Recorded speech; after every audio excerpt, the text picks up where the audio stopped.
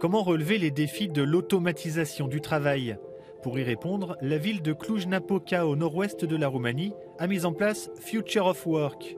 Ce projet européen mise sur 3 leviers: l'adaptation des programmes d'études, la formation entrepreneuriale des créateurs et l'aide aux quartiers les plus défavorisés. Je pense que l'automatisation du travail doit être considérée comme une opportunité et non comme un risque. Nous pouvons créer plus d'emplois en nous appuyant sur notre créativité en tant qu'être humain.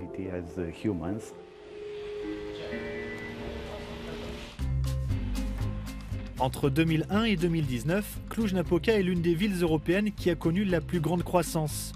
Pour la maintenir, elle s'est rendue compte qu'il lui fallait combler l'écart entre connaissances et technologies émergentes. Premier levier pour y parvenir, le pôle d'excellence CREC et ses 3 laboratoires. Chaque jour, près de 240 élèves suivent un programme d'études adapté au marché et à l'automatisation. Théodora vient de trouver du travail chez un géant de l'informatique grâce à cela.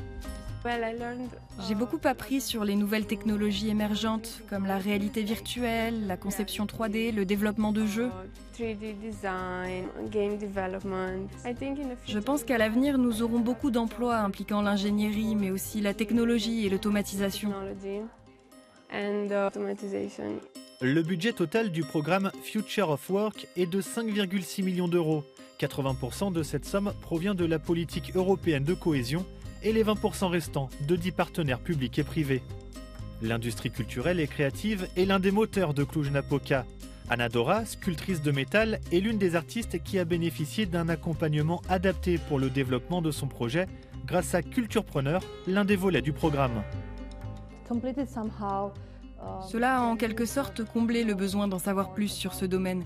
Et pas seulement sur le plan de la conception ou de l'expertise, mais aussi sur le plan social et entrepreneurial.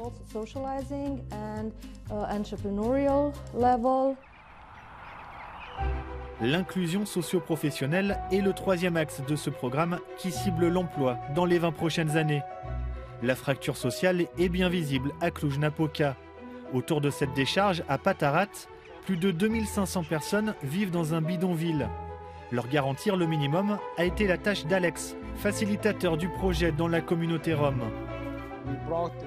Nous avons apporté 2 containers avec des douches et nous avons aussi installé Internet pour que les membres de la communauté puissent chercher des emplois. Nous avons également réussi à faire venir un bus pendant 6 mois pour faciliter l'accès au travail.